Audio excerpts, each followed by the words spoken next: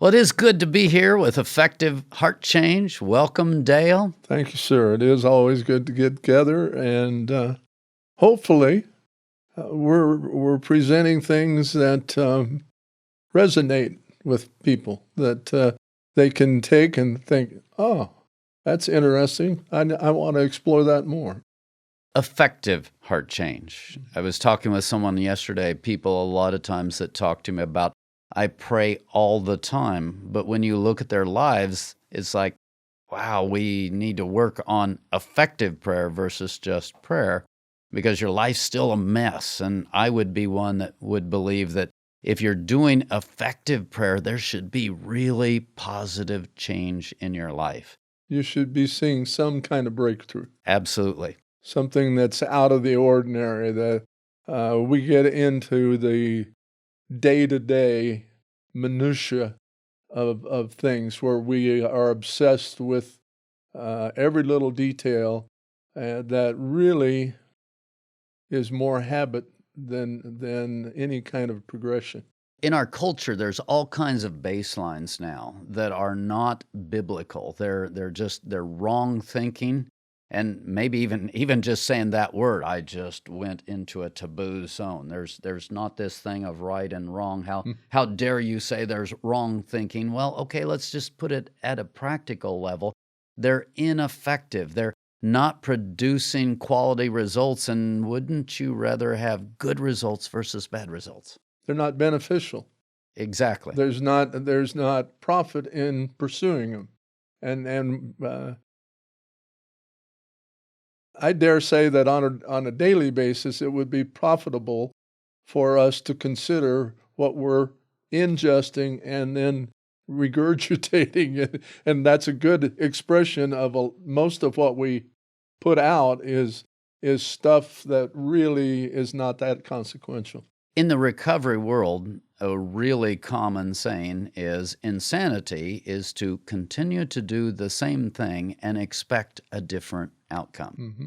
I mean, this is what we're talking about.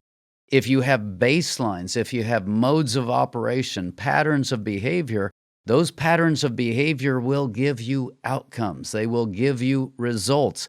If you're suddenly expecting that to just change without any kind of change on the front end, that's insanity. It's not wisdom. It's you're barking up the wrong tree, whatever language you want to use, but effective heart change, hopefully some of the kinds of things that we're saying are based on the biblical foundations that are going to produce quality results. God's plan.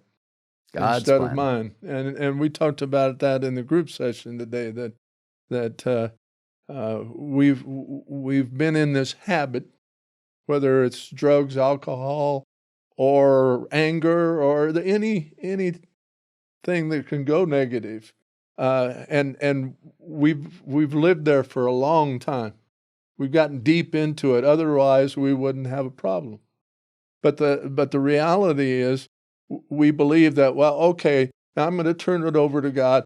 Here it is, God, and then everything's going to be all right. Well, it took you a long time to get where you are, and it's going to take you a while to get out.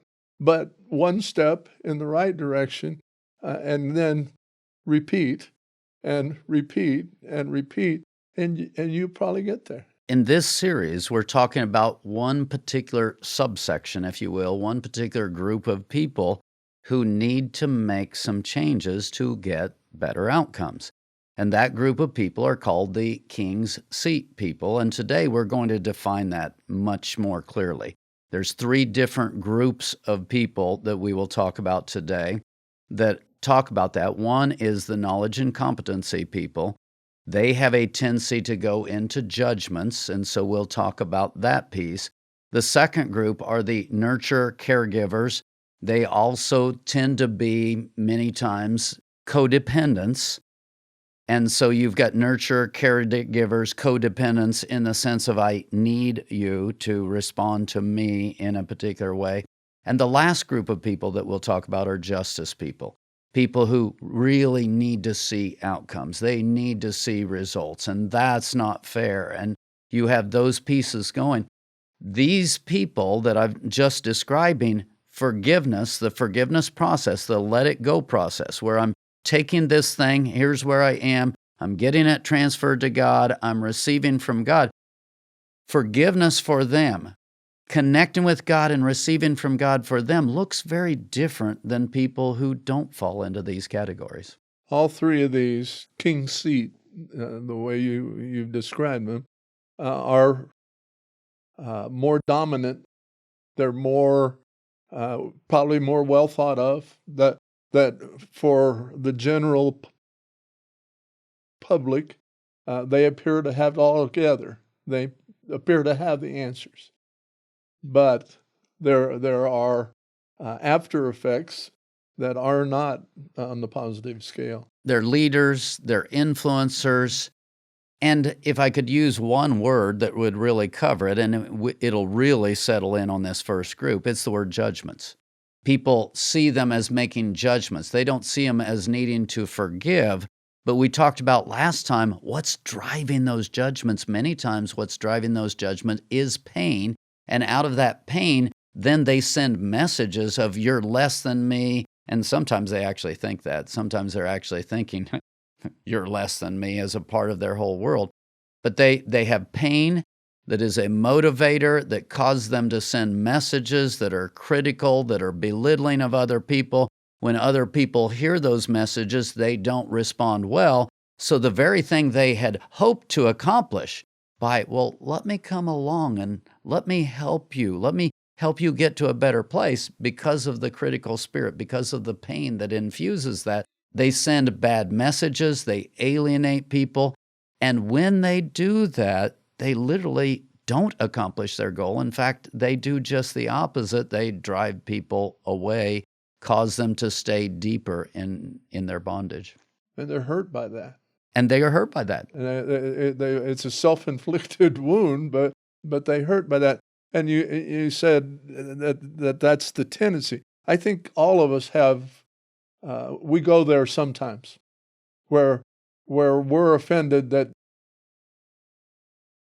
people can't see how we feel. But in this case, it's supposed to be the strong point, and it can be a big stumbling block. If my core value is to influence you, and I'm not able to influence you, I feel less. I feel like I've failed. I choose whatever words you want to use, but there's just something inside of me that hurts at that point. And the language doesn't fit our normal view, but in a sense, I'm offended at you because you're not responding to me the way I want you to respond to me. When you sit in the king seat, this is what unforgiveness actually looks like. You didn't get what I wanted you to get. I'm doing you a favor. I'm laying it out for you, and with my great observation, you ought to go, oh, I see that, and everything will be hunky-dory. Now, this really fits knowledge and competency persons. And think about our culture. A lot of times when I teach, entire cultures fit certain modes. They fit certain spiritual gifts or core values or whatever language you want to use. As a culture in the United States, as a culture in the Western world, we value knowledge and competency. Now, I'm going to jump to the woke world. Much of what's going on in critical race theory and some of the different language there, they're literally saying, how dare you propose these values as being superior to other values? They don't know that they're talking about the same thing. And let's just start with something simple about being on time. If you're a knowledge and competency person, especially more the competency person, being on time is huge. It's not optional. No, you're wasting my time. You're burning my time. How dare you be late? And so this value of time is elevated and it's brought up to this higher level. And so me, when I'm on time, this is a right and wrong thing. And you, if you're running late, you are absolutely wrong. You have comparative values going on here.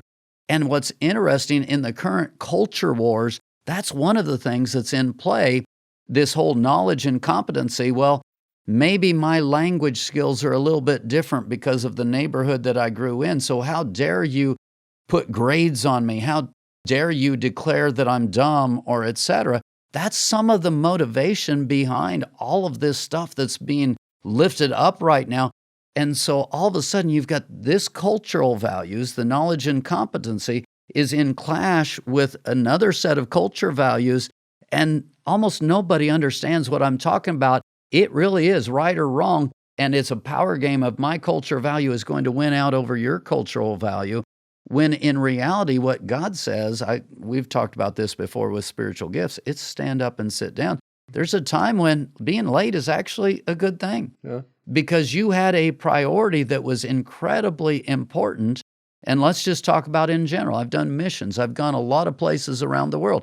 Just about everywhere we go in a missions work, you just write it down ahead of time.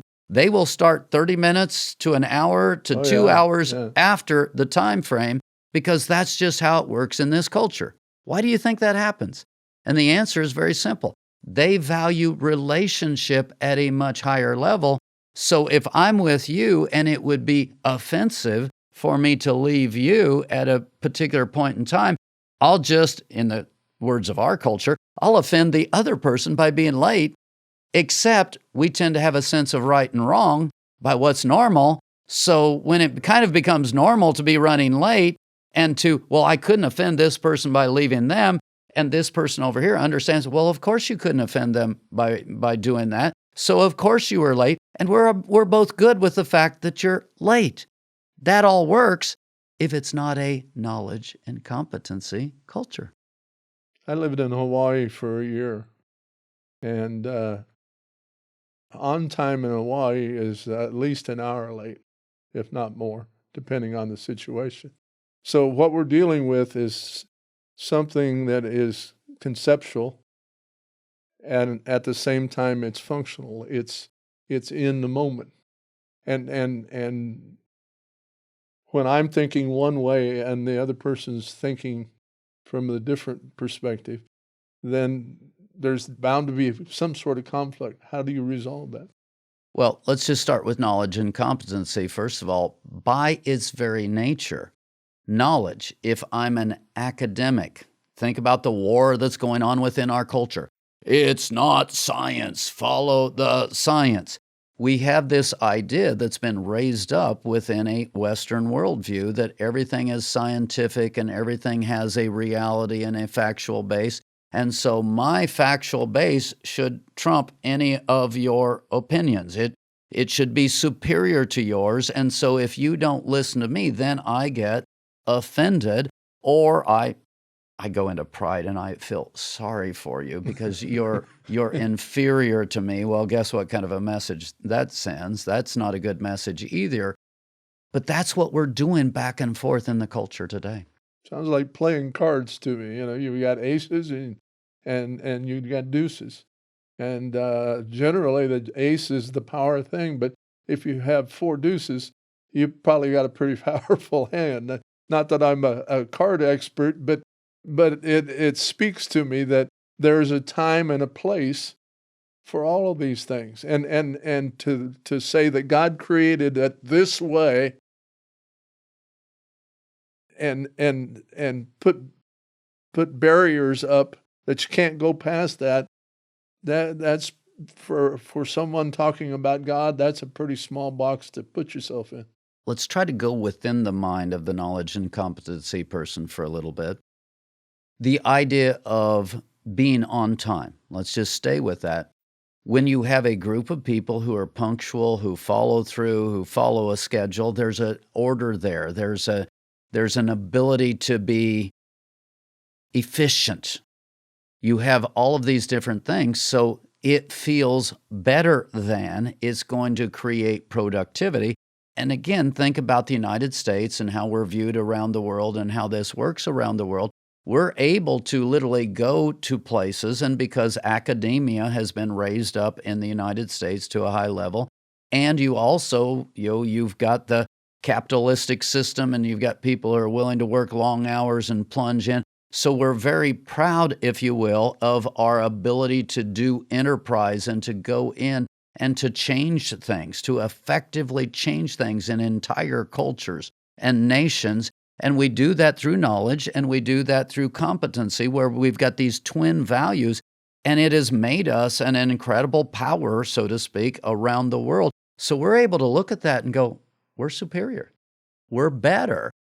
But there's a problem with that. Look at what's happening within our culture today. Look at the social constructs. Look at everything that's deteriorating and how it's deteriorating. Well, guess what? Knowledge and competency isn't going to fix that social breakdown that's going on today. Well, what you're talking about in the offense area is when you pigeonhole that the knowledgeable person, the person that's speaking from the king's seat, believes that they have the best idea, and that offense that I take turns out to be offense, rather a wall, more likely than not, and the both of us have a problem if we can't communicate, if we can't get on somewhat of the same page, we're not going to be able to communicate, and we're going nowhere. So it's behooving to both of us that we be able to at least see the other person's perspective and take a little bit of it in. And you may, I've had enough, but just the effort to listen and consider what the other person is saying is really vital, no matter if you're in the king's seat or you're the pauper. The knowledge and competency person frequently does have the better idea, Mm-hmm. but that doesn't make them more effective. It's not the only idea. Well, let's go back to effectiveness is through cooperation. Effectiveness is through team. Effectiveness deals with practical outcomes. And the United States at one point had to go to Japan and figure out how to do it. They understood there was more loyalty. Again, the loyalty value, which is one of the next ones that we'll talk about, was very high there. And so they worked in team. And all of a sudden, the car manufacturers in the United States were getting slammed by Japan and the techniques that they were using.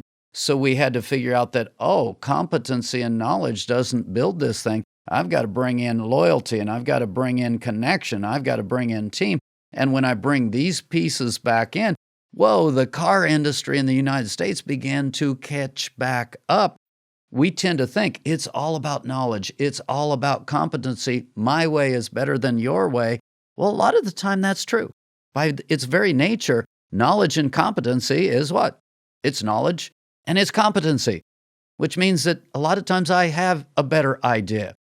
But if I can't put that idea in play with a level of humility, now I'm offending you, and I'm actually going to create worse outcomes and not better outcomes. It's interesting you bring up the Japanese society, because loyalty and venerating elders is huge. When I went over and played on the team that we toured the Orient, that was the first big impression, was how much the Japanese people venerated their elders, and I would make a case for the use of atomic weapons was a reaction to that picture that people got about, okay, these people are fanatics, because it was out of the ordinary to think that way. It was for American, and so nuclear solution turned out to be what was decided was the only way it was really going to end. I think that's a pretty scary look at things. And if you listen to the examples that we're using, we're not even talking about individual people at this point. We're talking about entire cultures.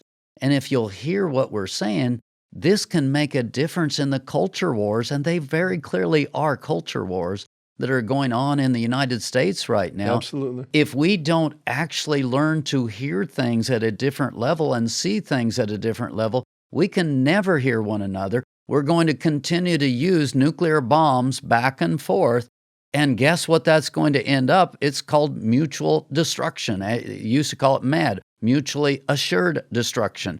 I've got to be able to hit you hard enough to completely take you out. And if I can completely take you out, then I can take back over and everything will be better again. I've solved the problem. I've solved the problem. And because the answer is me. Yeah, the answer is me. And that's what knowledge and competency people tend to do. There's almost this divine right of I sit in the king's seat. I understand. I'm bringing this, and you need to listen to me. And all you have to do is listen to that, and it's immediately offensive and counterproductive. You have indeed been blessed if you've been given understanding, knowledge, those things. But how you use it is really the key. What do you do with a gift? Do you make it a curse, or is it a blessing to everybody around you? I love the seat where I sit at this point because after the last especially 20 years, God took me into working with addicts where I didn't know what I was doing. And Thought so you did. I thought I did when we started, but I quickly figured out I wasn't a knowledge person in that area. I wasn't a competency person in that area. So God's taken me through a period of years of listening to addicts. I literally had to unwire some of these things. And I was the guy who was described as proud and arrogant. And so people responded badly to me no matter what information I had or brought.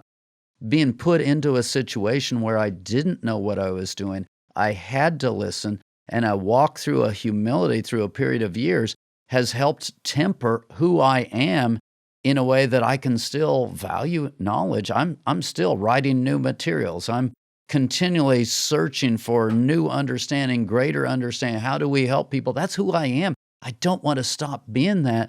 But man, I've got to understand the lesson that I'm speaking about here. If I don't understand that unless God leads me, unless God guides me, unless I stay in this place of humility, if I'm not living there, everything I've learned, everything I've gained really is pretty worthless.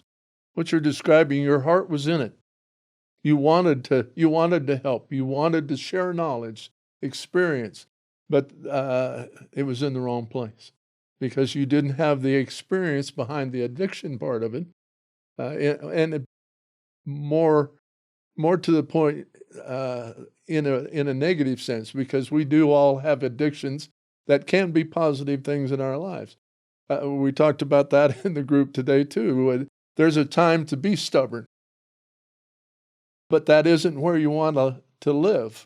There are things that you should be strong about, but the fact that you put your heart, you offer it.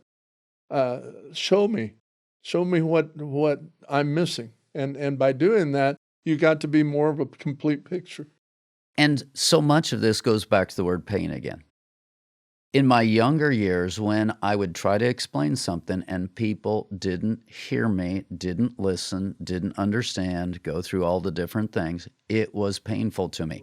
I didn't understand that it was painful because I went into a king seat mode of, well, I'm better than you. I don't know. I don't even know what language to put. But there was a sense of being rejected. There was a sense of, sometimes it turned inward into self-hatred where, well, what's wrong with me? Am I not explaining this? And sometimes there was an anger towards other people.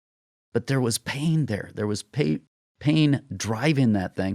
And as long as pain was a key driver, guess what? I would tighten up. I would overshoot the mark. I would be belittling. I would be all of the different things. And people couldn't hear what I was saying. And this thing was an accelerating cycle in the negative. When somewhere in there I stopped and I understood that unless God's in it, I can't explain it.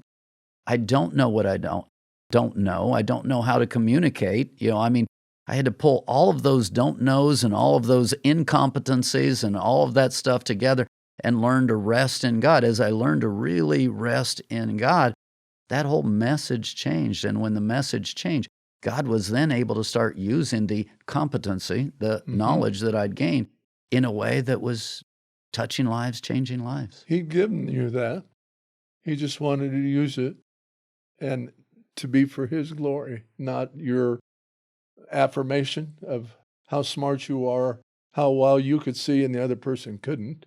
It was for God's glory that He's gifted you. And that's true of all the giftings that we will discuss. But particularly in the King's seat, it's one that it's obvious that we know more than somebody else. That's the way we're sensing it. But what God's saying to is, hang on a second here. There's a lot about this that you don't know. And at the culture war levels, we're seeing exactly that. We're seeing one side trying to assert its authority and the other side fighting back. And I don't know who's first, chicken and egg, and it really doesn't matter. Somewhere in there, we've got to begin to understand the different core values and see those and affirm those and hopefully actually start to work together. The pain is there. The pain is absolutely there, and it's trying to be denied and run over and power shifted and everything else. But we've got to see one another. We need to learn to hear one another. It will be powerful at an individual level. It can be powerful at a cultural level. Let's take a break, and we'll continue with two more types.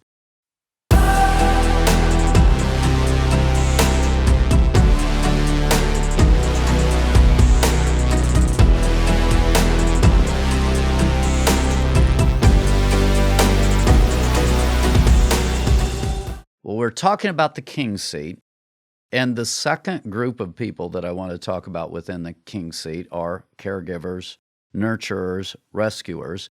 And if you start with that first word, which is really the positive word, caregivers, it's easy to see that I'm in the King's seat. I'm the caregiver. I'm the one who is coming along. I'm the one who is nurturing. And frankly, everybody who is the mom of the group or the dad of the group, there are people who become literally caregivers, nurturers, the mom, the dad of the church, the mom, the dad of the fellowship, the group of people.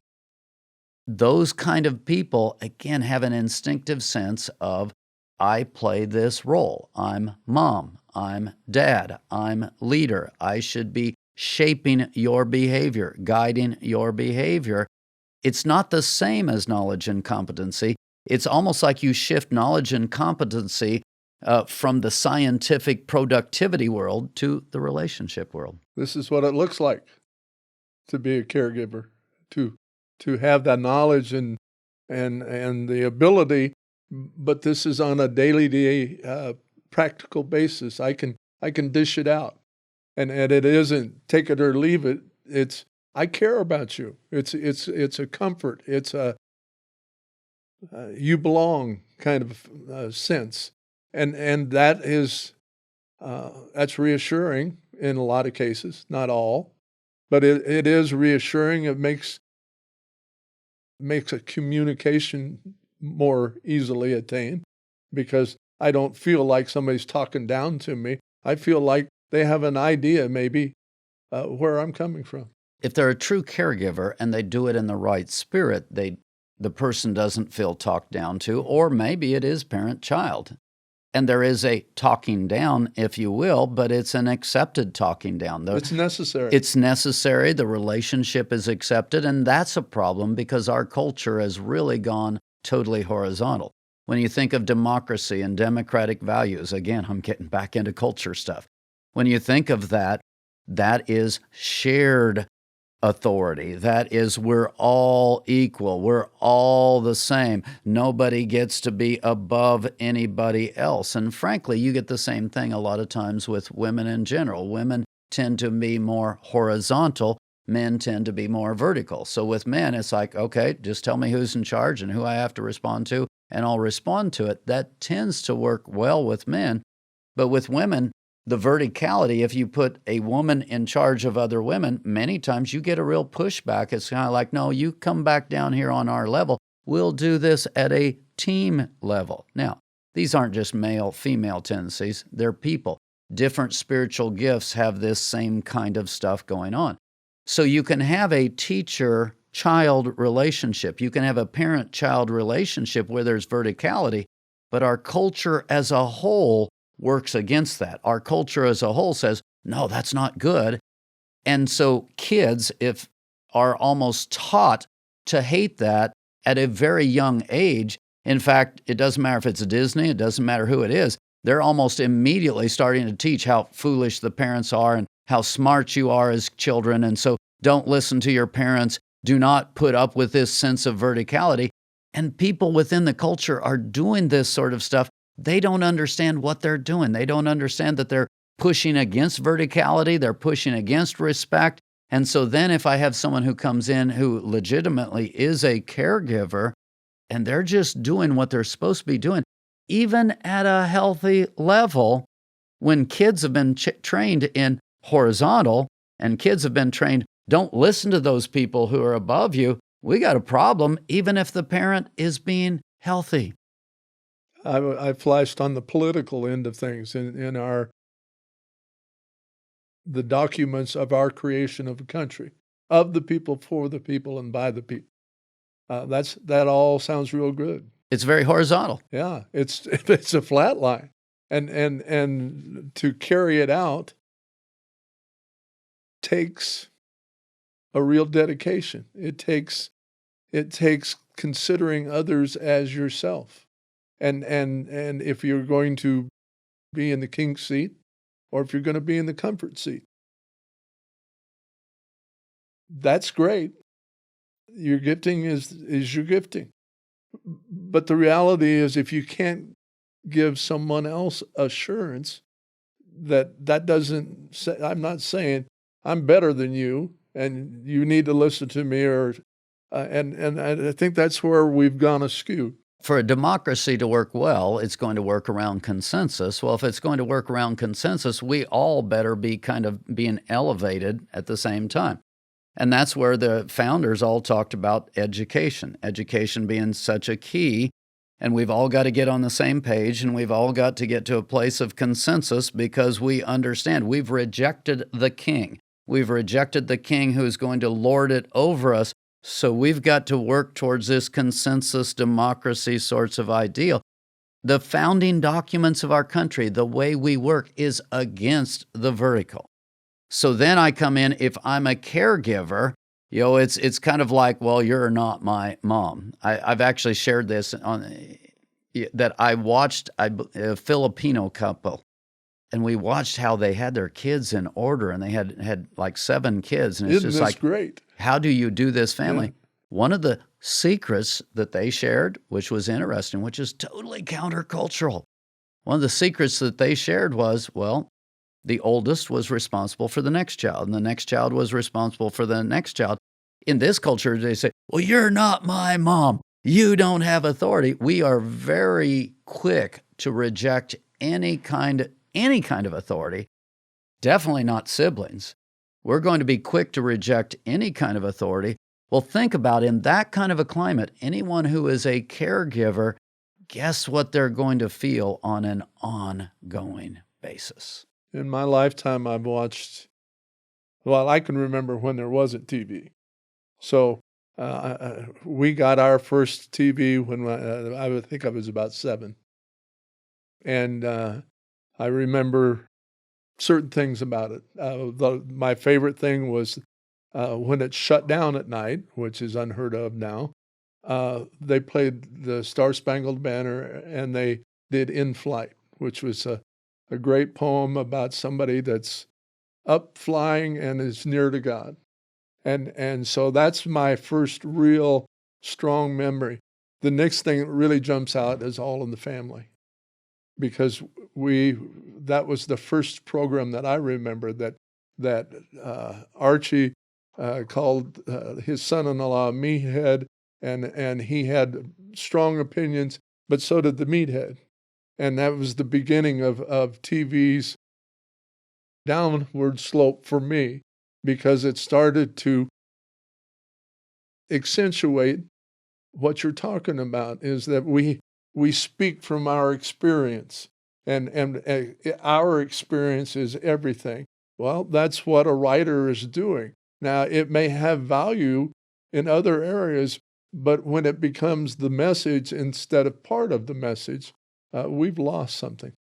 You spoke in the last segment about Japan, and honoring the elders and how that's really been undercut by productivity. If you can't produce, you have no value. Yeah. And so in our culture, elders tend to have no value, and so honor disappears. And again, this is huge. People who are caregivers understand that honor is a huge part of their world, so they tend to get offended when they're not honored. So if you're not listening to me, same as with the knowledge and competency people, if you're not listening to me, that's one level of pain.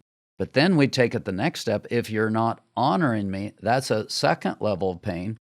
And the caregivers, having grown up in this culture, may not understand any of what I'm saying. Everything that's going on are internal reactions. They're instinctive reactions, but they're walking around almost wounded on a daily basis in this culture because they're not allowed to be who they are. You've brought up an interesting incidents in my life, because I remember, I can't give you the exact years, but somewhere around 60, I started having this sense of, when did you go beyond the level of some sort of relevance? Like, whatever you're thinking, whatever you're doing, whatever you're saying really isn't relevant because you're an old fart. Excuse the expression, but and it was an aha moment, and I had a lot of choices of what I could do from that, and some of them have been positive directions, and other ones I find myself going in a negative direction, and I have to say, hold on, you don't have to. That isn't necessarily the truth. It's just a perspective that you need to at least entertain and then address. Caregivers in this culture have that feeling all the time. It's kind of like, wow, I'm being told I'm irrelevant. I'm Right. being told that I'm not needed. I'm being told that I'm not wanted. So they have this ongoing pain. We just start at that basis. You've got cultural values, you've got a clash, you've got an ongoing sense of pain. How do they respond? Most of them tend to respond either, let's start with the self-hatred end, where they try to hide that away and then they don't feel good about themselves. But many of them respond over on the other end by they go into manipulation and control. The only way I can feel good about me is to get you into a situation where you are responding. So then the caregivers tend to go into what I would call rescuing, where I now need you to respond to me. So I'm going to force this thing in different ways to try to get you to respond, because if you don't respond to me in the way that I think you need to respond to me, I can't feel good about me. I've got pain going on. Well, think about the pain transfers that are happening both ways, how quickly this becomes sick, and it becomes manipulative, it becomes controlling, it becomes rescuing, it becomes all of the different stuff. This one accelerates very, very quickly. And then there's one more piece to this. Rescuers tend to see themselves as mom or dad. So they really feel like they deserve to sit in this seat, much like the knowledge and competency people feel like they deserve to sit in that seat. So then there's that judgment aspect that's going on there. You've got the woundedness, you've got the judgments, you've got the control. You start wrapping all of this stuff together, and you add one more. And here's one more. They tend to feel like they should sit in that seat. So they tend to say, I'm mom, I'm dad, do what I say, not what I do. They tend to view themselves in this positive light, and they tend to view you as a child. And so they're very quick to self-justify. So I've done these other things that are, well, then I come over here and they're very quick to be blind to themselves and to do self-justifying behaviors, and that just accelerates this thing all the more. So both of the areas we've looked at so far have positive values, but in the opportunity to present and not have that accepted, the negatives end up being very similar. Very similar. And that it cancels out the positive in the things when it becomes the obsession. That's why this is called the king's seat. You have similarities. You have people who, in a sense, see themselves from above. There's a verticality. There's a sense of, I'm supposed to lead. I'm supposed to influence. As in the terms of parenting, I'm supposed to parent. Where is this nation going to be if we don't get fathers lifted back up and back into a fathering role? Where are we going to be if we don't have quality mothers and caregivers? It is incredibly important. And so, yes, the positive side, when it's done well, is highly important. And we have many forces at a societal level that are trying to tear that apart and take that away from them. That needs to be lifted up. That role desperately needs to be lifted up. But right now, it's really in a mess in our culture. And we've got to start seeing it. We've got to start valuing it. But at the same time, if that's going to happen, they've got to recognize some of what's going on, let go of their pain, and start walking it out in a much healthier way. We have to recognize who's in the king's seat. Yeah, yes, that's a great statement. The King, the God and Father of us all, and let Him orchestrate everything we do. There's one in three persons. Amen. Let's take a break, and then we'll have our final type of king seat person.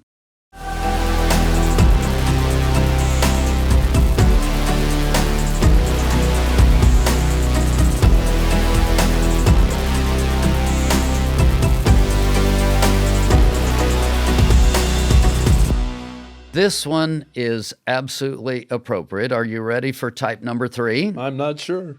Justice people. Think about the whole justice, fairness movement that has just exploded on the scene over the last 10 years, 20 years, 5 years, 1 year, whatever.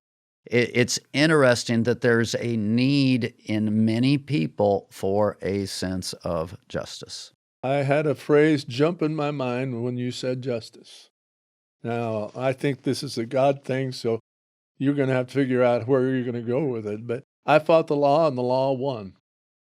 Wow, I think that's a song lyric, isn't it? It is a song lyric, but it goes both ways. What we're talking about is how we have a perspective on it. We have our way of seeing it. And almost without exception, there is truth in what we see, and there's lack of it as well. And so we have this idea that what we think is probably better than what somebody else is thinking. We're coming from a stronger position, or from a more informed place, or whatever the self-aggrandizement is that we make, that we're, in essence, we're trying to help the other person out, and they're not always receptive. In fact, sometimes they're just downright dense about it. And so then we start trying to be just about it, to be even-handed about it, to share what we have, but to receive what we need to receive. And to me, that's justice. Justice is sometimes it's in our favor, it seems, and sometimes it's not. But if it's real justice, it's all in our favor. When I listen to you, what I hear in my head is Micah 6:8, where it talks about what is the right thing, what is the good thing. It's to do justice. That's the first one. A lot of people quote that. Do justice, love mercy, and to walk humbly with your God. We do have responsibility in that. There is a king seat function to actually do justice, to work with this thing, and fairness and all of this. That's a value, that's a God value. It's an important value. And God talks about, because there's nobody who is walking in that, there's nobody who is doing that, then chaos is the result and wickedness is raised up. And so doing justice is a significant part. But I'm going to flip that one on its head. God says, vengeance is mine, thus saith the Lord. There's a place where when I step into that, I'm actually taking the role of God in a way that is not good. And it really gets into this area that's just crazy. Right now, culturally, you have people, in essence, taking the law into their own hands. The law talks about something larger than me that we have agreed on, that we have set into patterns. We've codified it into law. When I'm responding to the law should have built into its fabric justice. And For the so, best. for the best, for everyone. So I fought the law and the law won. Well, guess what? We all agreed on this law. We all came to an understanding of justice. When it's working that way, it's working the right way. But often, justice people, this is in the area of unforgiveness, I'm not going to forgive you until I see a change in behavior. Well, we talked about that in group today. There were several wonderfully honest declarations that they wanted revenge. That was, and at one of them was that it changed faces, but it still was revenge.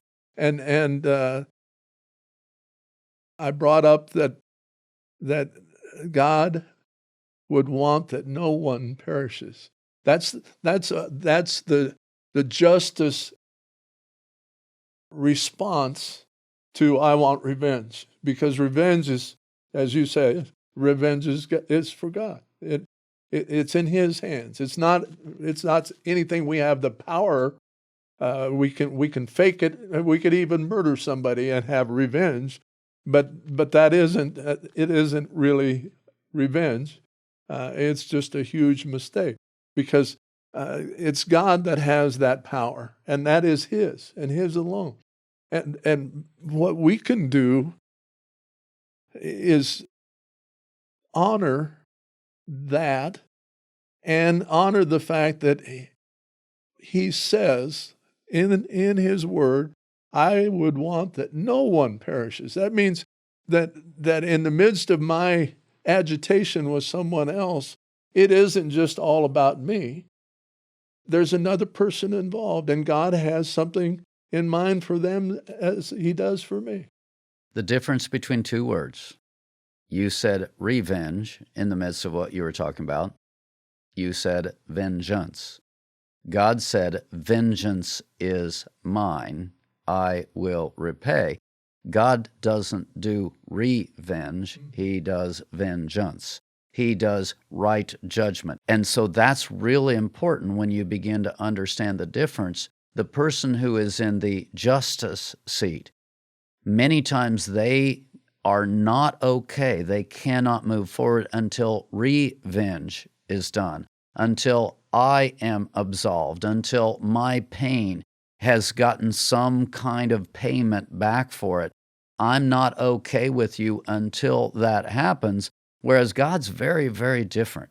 He literally sent His Son to die for us so that He could have the freedom to respond to you in whatever way He chooses. I believe that's what the cross does. Because the sin penalty is paid, God has the freedom to either impose that penalty on you, because sometimes if that penalty isn't imposed, you're not going to pay attention, you're not going to grow up, you're not going to get better.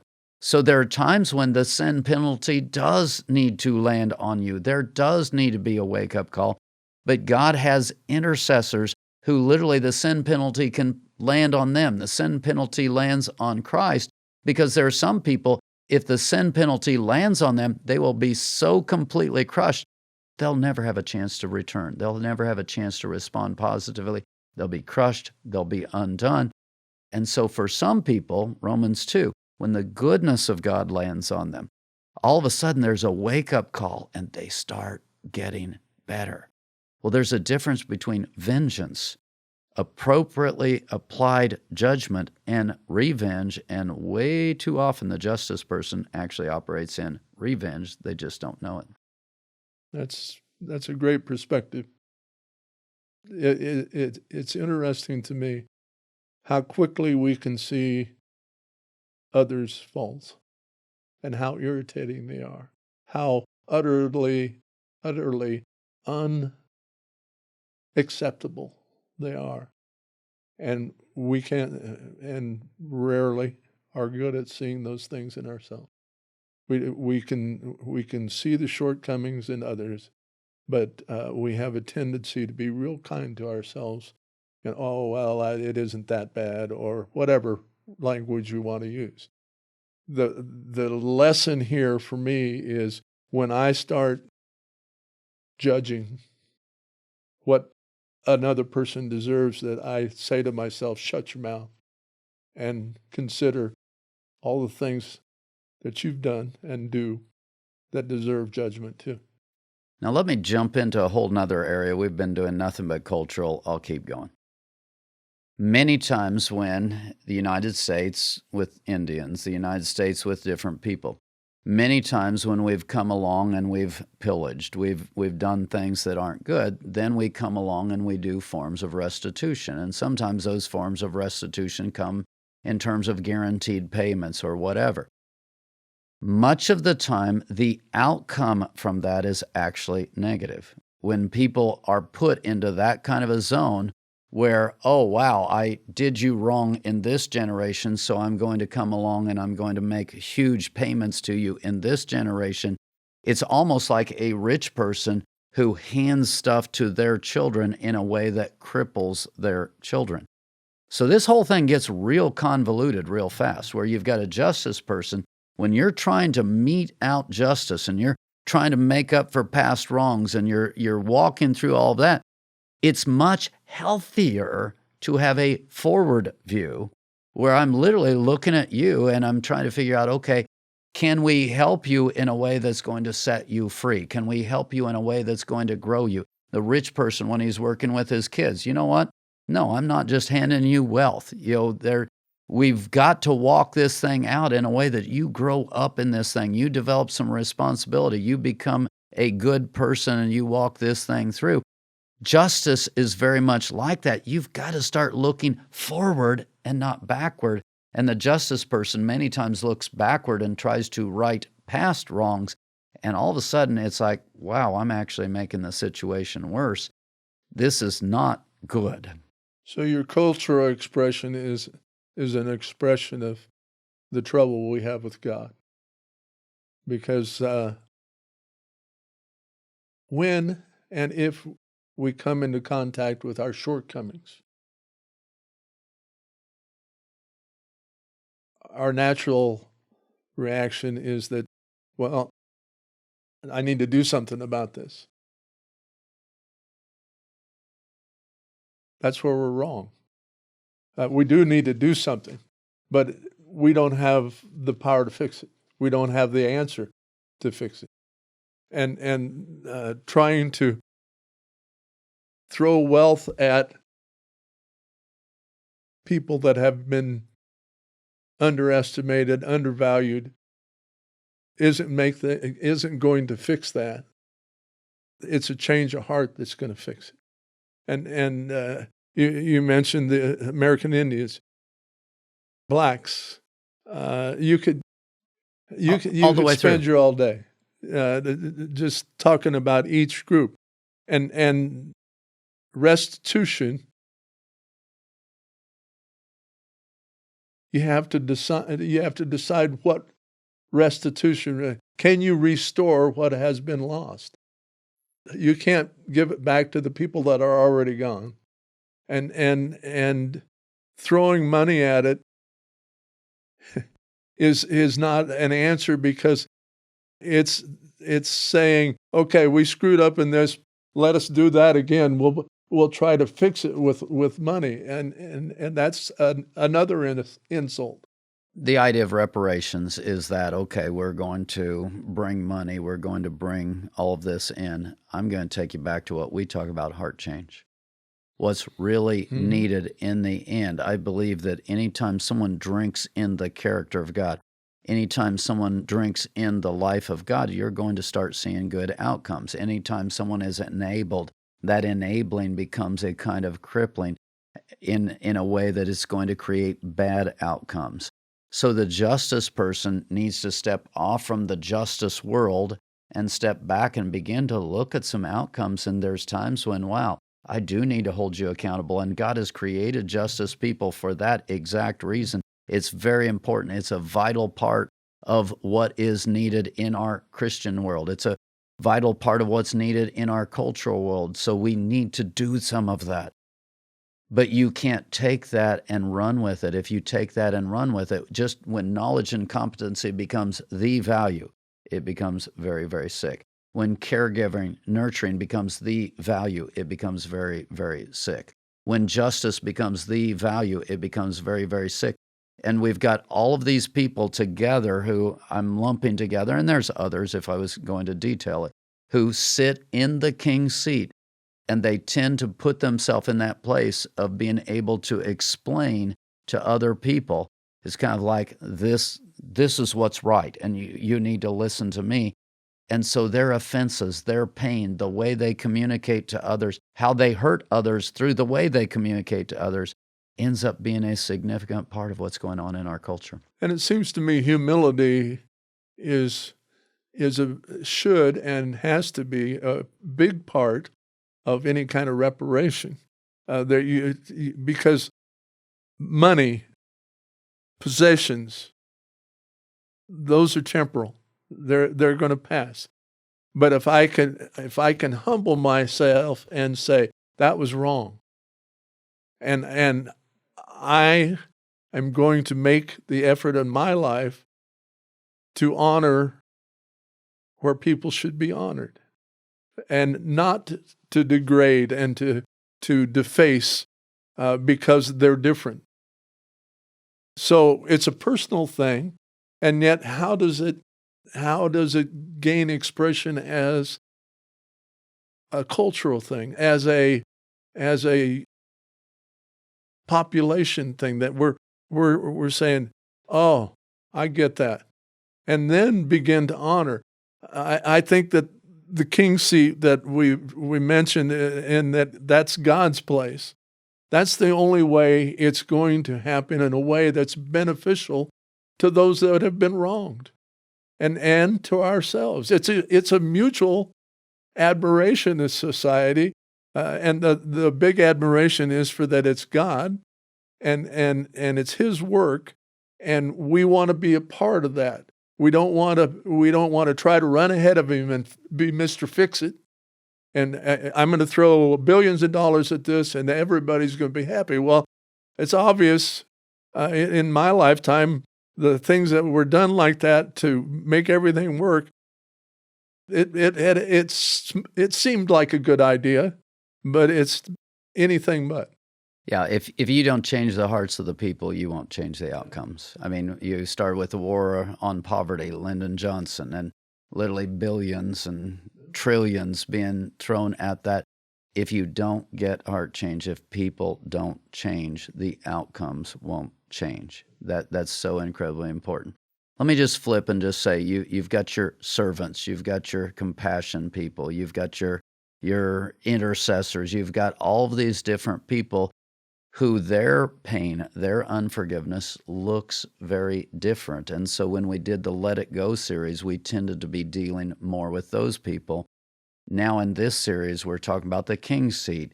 Get into the place where I start actually recognizing my pain, handing it off to God, so that your language, we can hear God. We can make God be the king. We can put God in the king's seat.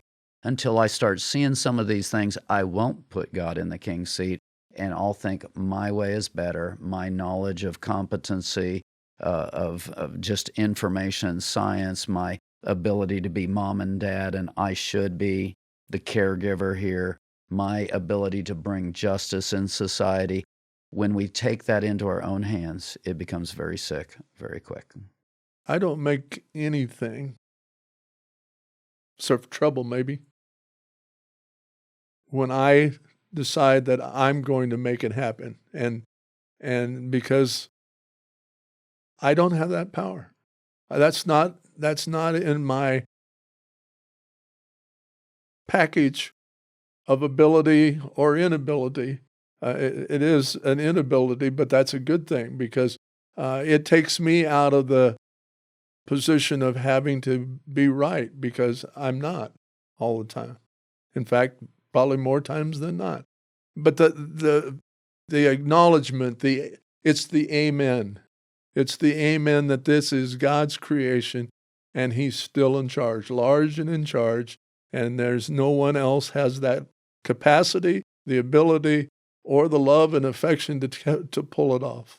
I hope you've enjoyed this today. We've talked not just at an individual level, but we've talked at a cultural level. I believe that if people understood some of these dynamics and how it worked, it could be healing for us as individuals. It could be healing for us as a culture. If you've been blessed, pass it on to someone else, and we look forward to you joining us next time on Effective Heart Change.